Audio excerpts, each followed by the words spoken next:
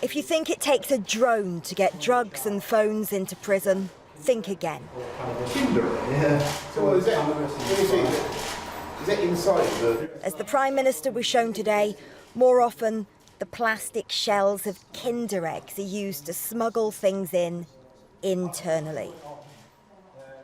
Often stuffed with drugs, and now tobacco too, since smoking was banned in our jails. This stash detected by an airport-style body scanner that the Prime Minister thinks will make our prisons safer. This is the problem. Violence in our prisons has reached record levels. And it's good night. Drugs, readily available in some. The phones being used to film what goes on, finding their way in, even though they're banned. Well, this is the centre of the jail. And so, visiting the prison in Leeds today that's one of our most overcrowded, the Prime Minister promised 100 million will be spent.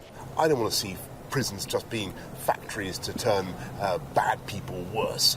We need to be making sure that they're educated and that there isn't a culture of gangsterism and drugs. How did you get into it? What's your background? So I am an ex-offender myself. A few streets from the prison, I met Stacey. She works with men and women who've served time when they're released. She told me they can and do turn lives around. But basics, like having somewhere to live, are a problem. 90% of people that have reoffended, what I've known of, have all said, we've only done it to go somewhere to sleep. So they're doing it now. They're committing crimes, which is so sad, just for a roof over their head. And on the scale of violence and drug use in our prisons, here's what she told me. It's really sad things that I've heard of what's going on in there. Like what? Like people fighting each other like dogs to just to gain some spice of somebody, for somebody else's joke, somebody else's laugh, do you know, things like that. And it's just really sad because that's two human beings that are having to do that for their drugs in there. Whatever the Prime Minister is saying, in reality, this all looks and feels a lot like an election campaign. And before this prison visit, we had promises of more police, tougher sentences, more stop and search powers. Tough on crime is clearly his message right now. I think he's too busy trying to get votes and not actually worrying about the problem at hand. Carl was released 2 years ago after serving time for possessing cannabis. He now volunteers with a theatre group that works with prisoners. He credits them with turning his life around. As far as he's concerned, tough talk and more prison places aren't the answer. See, Boris Johnson talks about getting tough on prisoners and then goes, but we've just built a new prison for you to come to when you've committed your offence. Instead of trying to stop people from wanting to commit their offences in the first place. Well, earlier today, I sat down with Edward Arger, a Justice Minister, and I asked him where the money for this new announcement was coming from. The Chancellor has been clear, this is new money, this is affordable, and this is money coming from us. We have managed the national finances very carefully, as you'll be aware, since 2010. The national finances are in a strong state. So As the Chancellor said, the fundamentals of the UK economy are strong, and therefore this is an affordable investment by the Treasury, which the Chancellor has committed in this priority area. So in order to pay for this, just like the other commitments, you're increasing borrowing? No, this is about priorities. So where's it come from? We have the money within the Treasury. This is an affordable commitment, £100 million.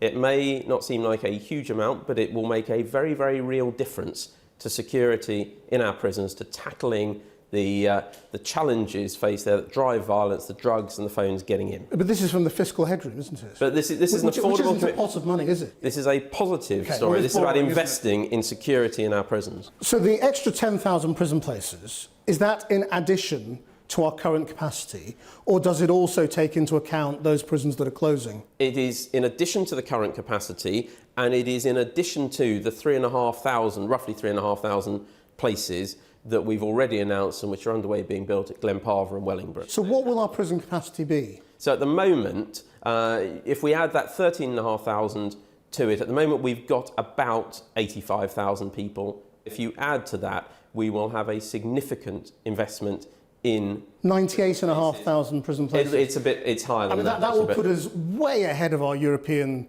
comparisons, won't it? I mean, why is it that we lock so many people up, but our record on crime isn't any better? When I talk to victims, what they want to see are perpetrators arrested, brought to justice, taken through the courts. People want it, I've no doubt about that. And It's they want popular, to see that's an why you do appropriate it. sentence. That's why alongside prison question places, is, we're does also it work? investing in probation. I want to be clear about this. We are also, and you'll have seen, investing in the probation service. So will funding for the probation service be as high as it was in 2010? And we have changed the model. We're ending the CRC contract Will it early. be- will it be the same or It will is it be not less? just. This is not just a matter of funding.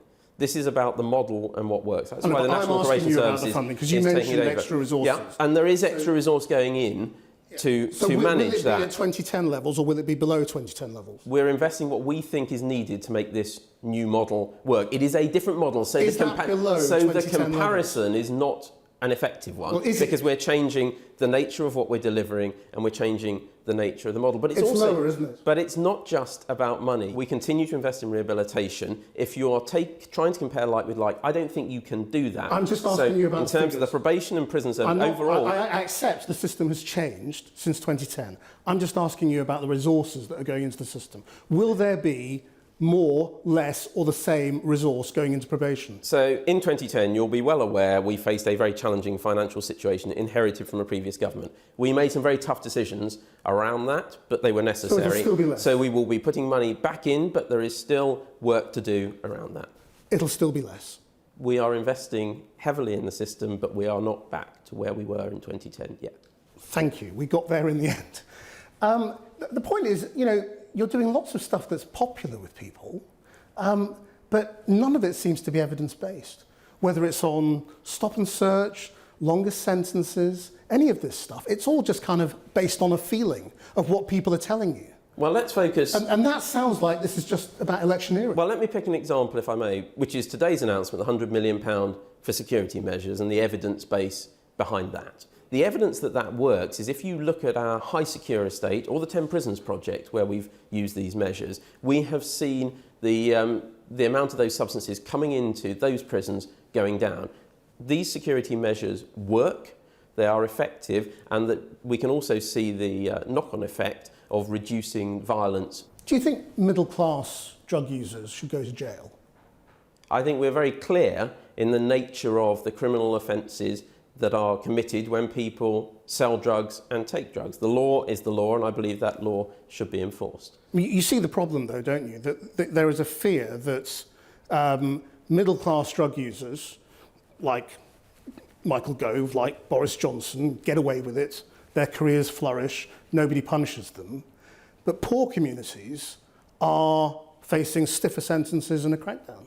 Well, I think what we're saying here in terms of sentences for violent crime and sexual offences isn't about rich or poor or anything else. This is about our justice system, which I would argue is the best in the world, being fair and even-handed. Do you think the cuts since 2010 have had anything to do with the levels of violent crime we're seeing now, both in terms of the social conditions of people affected by this, but also the ability of police to tackle it because their numbers have been slashed?